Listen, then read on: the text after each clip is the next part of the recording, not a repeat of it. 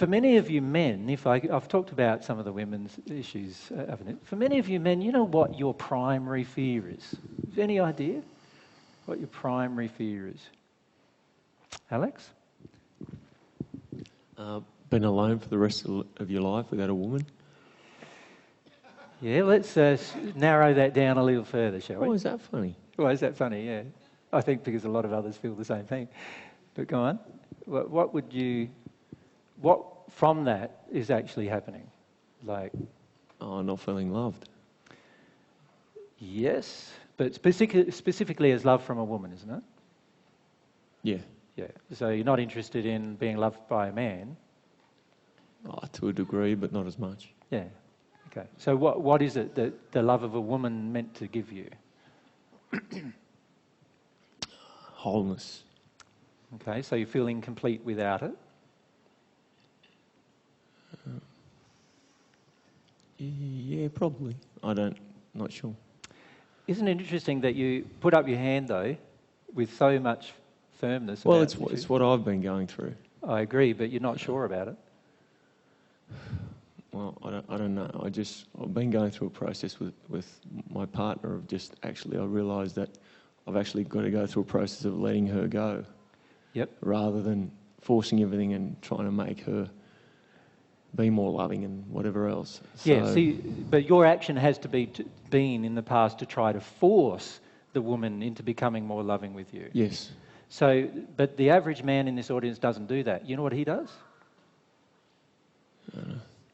So you've had demands that you've placed upon the woman in order for the woman to love you. Yep. The average man in the audience doesn't do that. They do the opposite. Mm. So what's the opposite to that?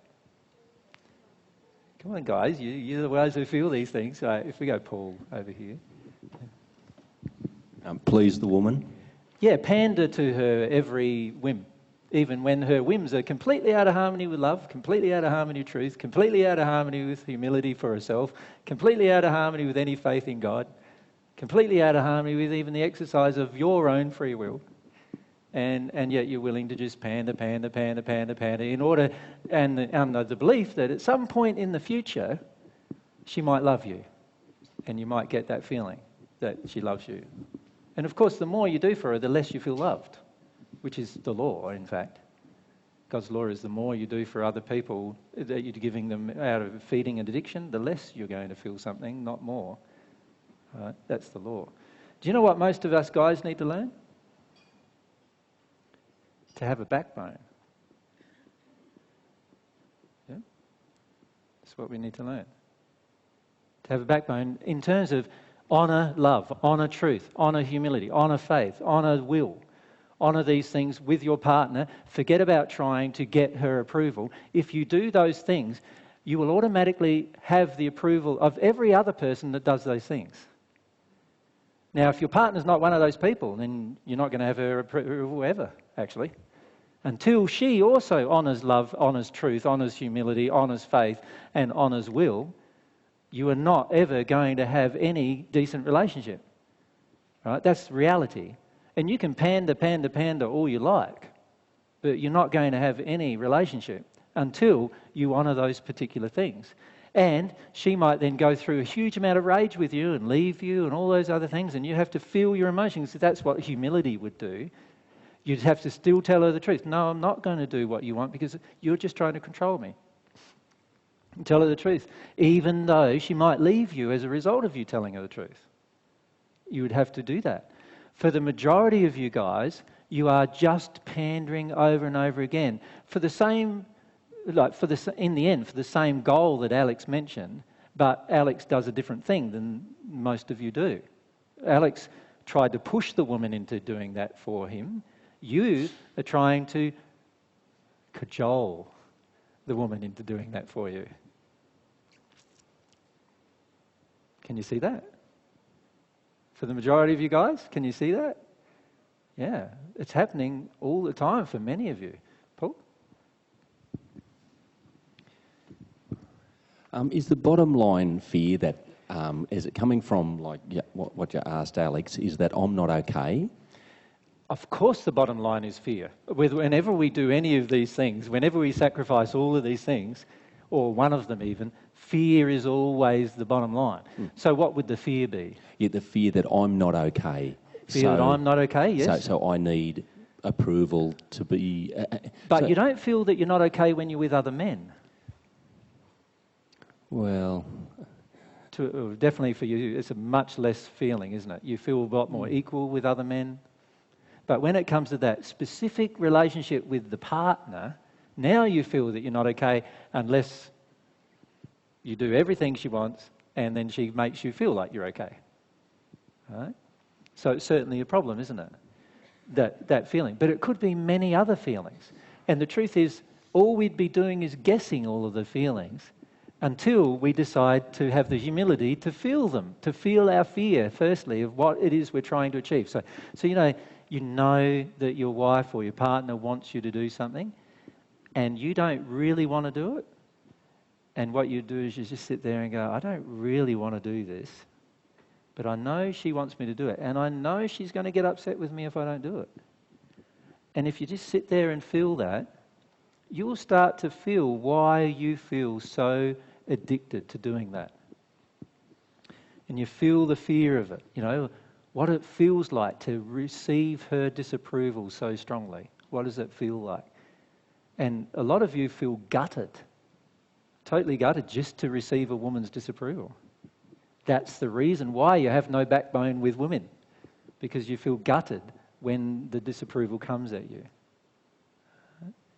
And so if you felt it and did not act instead and just felt it, you would work out what's under it. You would work out what fear is under it, what it is that you're afraid of. Now, for some of you, it's afraid of that you'll never have sex the rest of your life, right? Because the only way you have sex is by doing exactly what the woman wants, right? For some of you, it's this. So, in other words, you're in a bartering system for sex. For some of you, it's like that. For some of you, you're in a bartering system for approval. So in other words, you try to do everything possible to make the woman just have a good feeling about you. So the woman feels like, oh, he's a lovely person or he's a lovely man. Or some of you are bartering for the feeling of sexual attraction coming from your partner. In other words, that your partner wants you. Right? Some of you are bartering for the feeling that you're better than any other man. In other words, you want to feel that you're better in her eyes than any other man. Some of you are looking for that. But whatever the reason is, you're not going to find it until you feel what the fear is that's on top of it, right? And the only way you're going to feel what the fear is by stop pandering and feel the barrage of rage that comes from her and feel what you feel like as a result. And be humble to that emotion. Many of you are not humble to that emotion. You get the barrage of rage, and then what happens is you get in a rage in response. Right? You get the disapproval from her, and then you feel really angry that you've gotten the disapproval. You get the desire to control from her, and you get really angry that now she wants to control you. Right? Rather than feeling the grief that comes with the feeling, if we're humble, that's what we'll do, feel the grief that comes with the feeling of not being approved of, not being loved, not being wanted, not being sexually acceptable, and all these other emotions that might come up as a result. We're locked into the concept that we can only go a certain way and the rest is their fault. They need to change first, is what we're always thinking.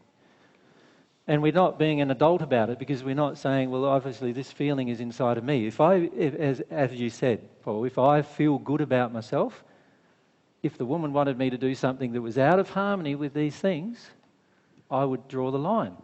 Say, no, I can't do that. No matter what the result. If it meant she walked out the door and walked off with another guy, you'd still have the line. And I would say if she walked off with another guy, for you having a line that's drawn down those qualities, then it means she's not very focused on those qualities herself. And a lot of times we don't want to find that out either. Right? So we need to allow ourselves to confront, let's just move this around a bit, allow ourselves to confront these boundaries that we're placing there. Now, for many of you guys, the reason why you're not having a close relationship with God is because you do not want to feel many of those emotions. You just don't want to feel them. You'd rather get angry, or you'd rather avoid them, or for many of you, you'd rather just get busy. Right? You'd rather busy yourself up, you know. You don't want to spend time with the girl, because every time you spend time with the girl, it causes you these certain fears, and particularly the grief to be triggered that you don't want to feel. And so it's better if you're busy doing this or busy doing that, or, you know, so we become workaholics. A lot of men become alcoholics as well. That's busy drinking to get rid of the fear, and in particular to get rid of the fear of the grief that's present within them. Every man who's an alcoholic is full of grief about his relationship with his partner generally. Right? Full of grief. And yet he doesn't want to feel it. Right? And if we were going to progress towards God, we're going to need to feel it. Because if we're going to progress towards God, these are the things that put it all together. And if we're going to compromise any one of those things for the sake of a personal fear, we're not going to have it all together when it comes to our relationship with God. We can't avoid doing those things and expect to still get a relationship with God. God is not going to conform to you.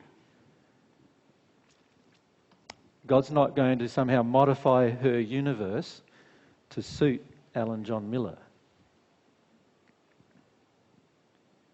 Right? God doesn't do that.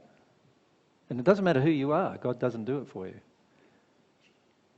Which makes sense. God created a perfect universe. If God modified it, then it would no longer be perfect. So God can't do that. God's already created a perfect universe, and it's up to us to decide to either conform to the way it works or not. That's our choice.